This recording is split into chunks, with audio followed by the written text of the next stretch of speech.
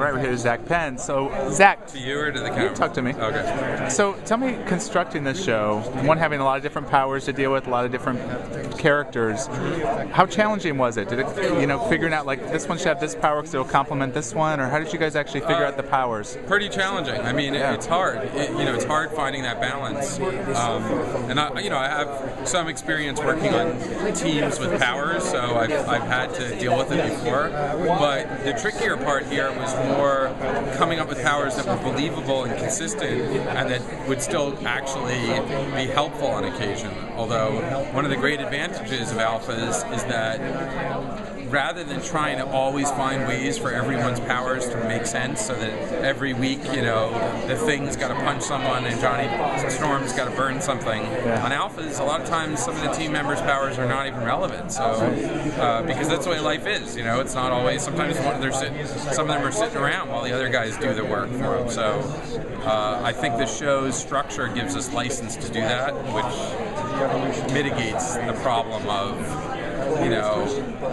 how do I do a fastball special every week not to geek out? I'm assuming you understand that, right? Yeah. Right? We're a comic con.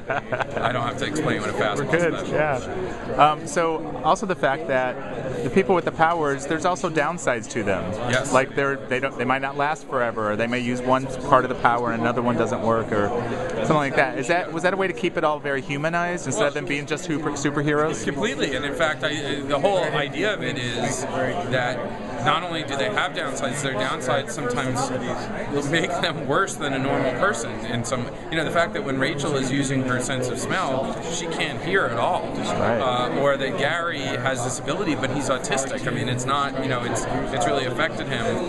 That's the concept. I mean, it's funny because Marvel Comics, to their credit, often try to do that. That everyone's got he's got this ability, but he's got an anger problem. But usually it's like, it's tough to have an anger problem, but when your skin regenerates every time you get in a fight, it's not that much of a problem. Right. Whereas in this show, we wanted it to be, no, these are real people with real issues, and it's a struggle.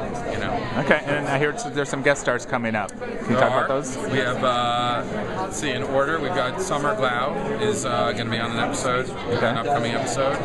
We have Brent Spiner, Garrett Dillahunt, who's a very fine actor. And there's more, but I forget who else. But those are some big ones. Now, with the guest stars coming in, do you kind of think that they should be villains, or are they sometimes victims that they help? Or well, first of all, there's no rule on our show. I mean, not every episode even has a villain. It's not going to be every week we find a new alpha. That was something I wrote was pretty, really embraced and said, that's what I don't want you guys to get caught in this. And the network has embraced it too. So we really try to mix it up. It's not a villain of the week. That said, some of those people play characters who are villainous and some don't. Okay. All right. Thanks so much, Zach. No problem.